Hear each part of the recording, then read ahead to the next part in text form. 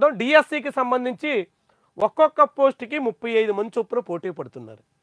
మొత్తం 16,000 పోస్టులు భర్తీ చేయడానికి రాష్ట్ర ప్రభుత్వం నోటిఫికేషన్ ఇస్తే దాదాపుగా 3,33,000 మంది దరఖాస్తు చేసుకున్నారు. 3,33,000 మంది పోటీ పడుతున్నారంటే గడిచిన 6-7 ఏళ్లగా జగన్మోహన్ రెడ్డి కాలంలో డిఎస్సి నోటిఫికేషన్ రాకపోవడం, నియామకాలు జరగకపోవడం వల్ల ఎంతగా నిరుద్యోగ ఉపాధ్యాయులు ఎదురు చూపులతో గడుపుతున్నారో ఈ నెంబర్ మనకి చాటుతోంది. 3,33,000 మంది. ఇది కూడా చాలా మందిని వడపోశారు. ఏజ్ బార్ అయ్యిందని, లేదంటే డిగ్రీలో 50% మార్క్స్ లేవని, టెట్ అర్హులు కాలేదని, ఇలా రకరకాల కండిషన్ల పేరుతో వడపోసిన తర్వాత 3,33,000 మంది అప్లై చేస్తే నిజంగా అలాంటి కండిషన్లన్నీ తొలగించి పాత పద్ధతుల్లోనే అప్లికేషన్ తీసుకుంటే దాదాపు 5 లక్షలకు చేరేటోళ్ళేమో అనేటువంటి రీతిలో కనిపిస్తుంది.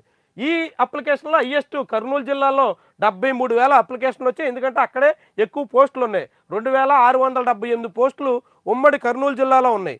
ఇక లీస్ట్ అప్లికేషన్లు నెల్లూరు జిల్లాలో నమోదయ్యాయి. నెల్లూరులో 673 పోస్టులు మాత్రమే ఉంటే 28,000 అప్లికేషన్లు మాత్రమే వచ్చాయి. తక్కువ అప్లికేషన్లు నెల్లూరులో, హైయెస్ట్ అప్లికేషన్లు కర్నూలులో మనం చూడొచ్చు.